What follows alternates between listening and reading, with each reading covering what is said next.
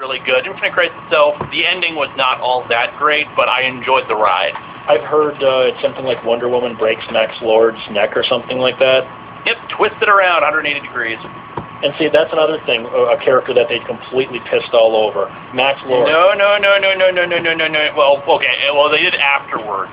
But Infinite Crisis itself, that was totally in character for Diana, especially in the lead up in her regular book. It's important to remember, she's not a traditional superhero. No, I was referring to Max Lord. Oh, Max Lord. Yeah. Okay, yeah, we'll definitely agree there. Because I loved him when he was a money-grubbing, Donald Trump-style sleazebag who couldn't do anything right. That's the Max Lord. He was a nice guy, and Commander Redmond knew he was a nice guy. Yeah, and then all of a sudden, that was all a fake, and I've been evil and making the scheme for the last 30 years. Ha ha ha ha ha. No, I don't buy that at all. I didn't buy that at all. Maybe I only picked it up periodically, but it was Birds of Prey. I was picking it up and they're teamed up with Blue Beetle and Deathstroke as the main character in the book, and I'm like, what happened to the birds?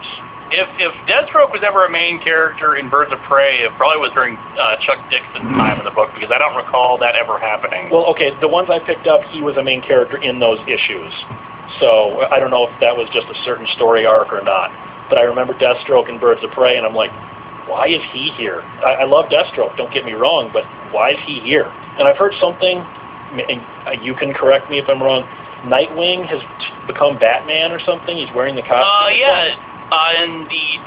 After the last big crossover event of Final Crisis, Batman supposedly died, even though everyone kept saying, "Oh, Batman's dead," even though on the very last page of Final Crisis, we see him in the past in a cave. Dick Grayson becomes Batman, and those books are really enjoyable. You get to see Dick really trying to uncover what was the elements of Batman that worked and how he's going to be different as Batman. You see him having to deal with the issues of having a cape, and he's not used to fighting with a cape, creating different kinds of outfits for himself as Batman, and basically, coming into his own as Batman. Sure, as Nightwing, he was on his own. He was in the center. He was in the spotlight. He was great. He was his own hero. But at the end, it worked really well. It was really good. I enjoyed it. So it wasn't as bad as when they tried to make Azrael the new Batman in the 90s. Yeah, it didn't go as badly as that. Because that was pretty bad. I remember all the hype around that, and it was like, but this sucks. I don't think it was ever their intention to keep Azrael as Batman. It was just let's try this. If readers respond to him, great. It's the same thing with Electric Blue Superman.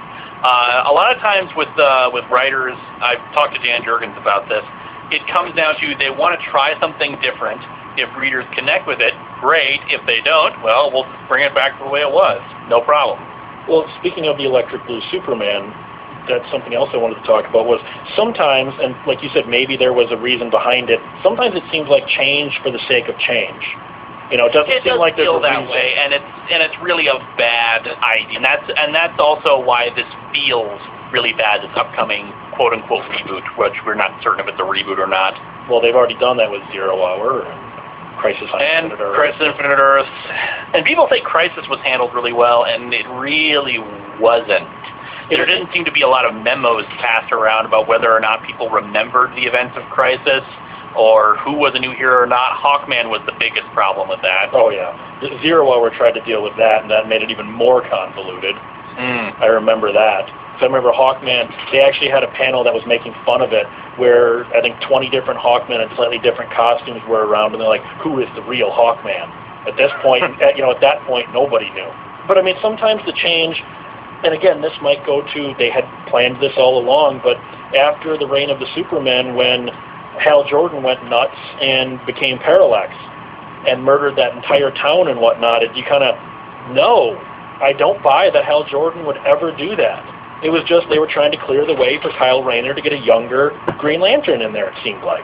There's a lot of, there's a lot of stuff that was going on behind the scenes in the Green Lantern books. Actually, there were solicitations for some other Green Lantern event that they had kind of planned on doing, and in fact solicited it in those issues leading up to Hal Jordan becoming Parallax. but for some reason or another they decided Hal's just not connecting anymore, let's clear the path and create a new Green Lantern character. The way I look at it, that was a really bad way to write him out, though. It was. It was not handled very well, which is why eventually they invented the yellow space bug to clear him of responsibility. And speaking of, that, I mean, look at Death of Superman. Everybody knew Superman was not going to stay dead. It was only a matter of time of how long he'll stay dead. Well, the thing about the Death of Superman was that it was never a Superman dying. It was about how does the world react to Superman dying, because no one had really done that story before. Well, they did like some Elseworld stuff back in the pre-crisis, but that's an occasional Silver Age story, but it's like one panel or whatnot. This is how does the world move on? Who becomes inspired? Who does not? How does the world recover from something like that? And then how does he rise higher than before in his return? And you just reminded me of another character that they pissed all over who did something very similar, and that was when the Punisher became Captain America. Well, he didn't really become Captain America. You know what I mean. He put on his own version of it briefly, from what I understand. But you know what I mean, that he thought he would take up the mantle of Captain America after his death, of course. And I'm a huge Punisher fan. Oh my God, was I mad. Not as mad as when the Punisher was revealed to be an angel that had escaped from heaven and he had the spectral guns to kill demons with. That was the lowest point for the Punisher to me. Although I see on your upcoming reviews you've got him fighting Eminem soon.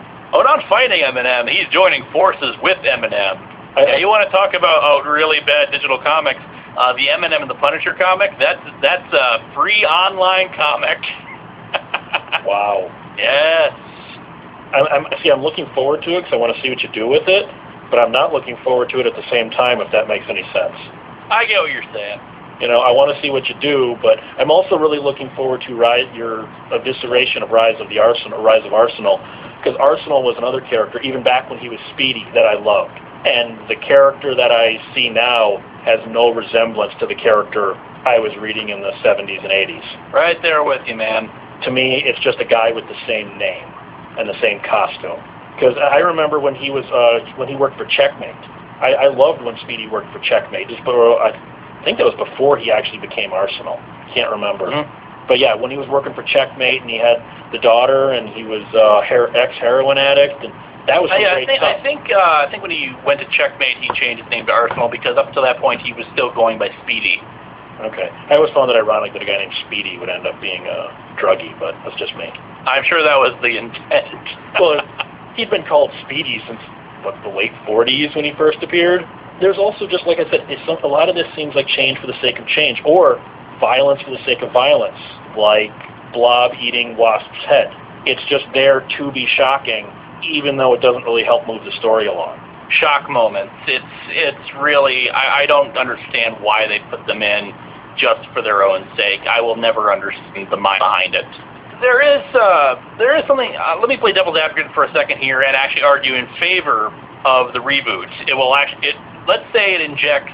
I mean, I'm not really in favor of all this, but let's say it injects new life into the characters, and it is an opportunity for people to jump on and maybe get associated with characters that they were not familiar with before. So it's becoming the Ultimate Universe.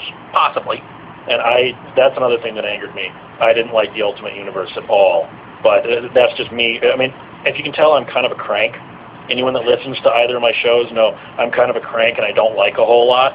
So the entire idea behind this little discussion between us is to discuss old versus new. Right. So let me try to argue in favor of the new. All right.